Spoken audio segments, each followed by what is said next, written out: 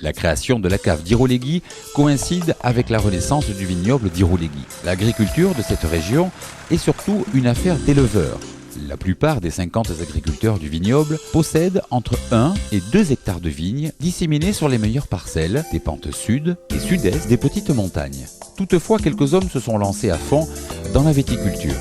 Ils possèdent des domaines de quelques dizaines d'hectares de vignes et même, pour certains, des vignobles de plus de 20 hectares, ce qui constitue une performance compte tenu de la topographie de la région. 40 des 50 viticulteurs du vignoble sont des adhérents de la cave d'Irouléguy. La cave d'Irouléguy a été créée en 1952 puisqu'il y avait un groupe de viticulteurs sous l'impulsion du colonel Maingeonnet, qui était un colonel en retraite, et puis d'Alexandre Bergougnan, qui a été le premier président de la cave. En fait, ces deux personnes ont suscité autour d'eux un engouement pour développer une cave coopérative, pour unir les efforts de tout le monde. Et c'est comme ça qu'en 1952, je crois le 22 octobre, il y a eu la création de la cave qui a donné ensuite la possibilité à des gens de vinifier en commun. Petit à petit, ce rassemblement s'est organisé et a permis d'obtenir l'AOC en 1970.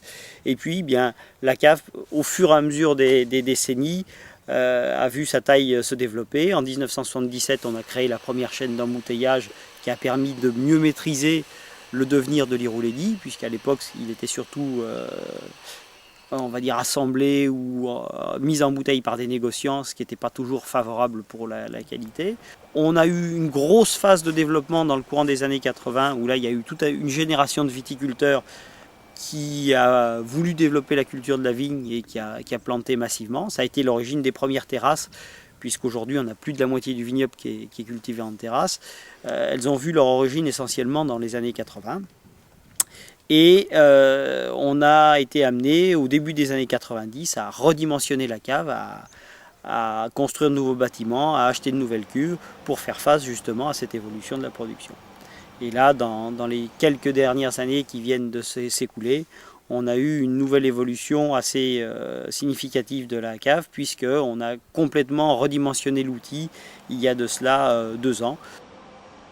Il y a eu un gros travail au vignoble pendant 4 à 5 ans et qui s'est suivi ensuite d'une mise à niveau au niveau de la cave pour permettre de tirer le meilleur parti du travail des vignerons et du raisin qui nous livrent dans de bonnes conditions.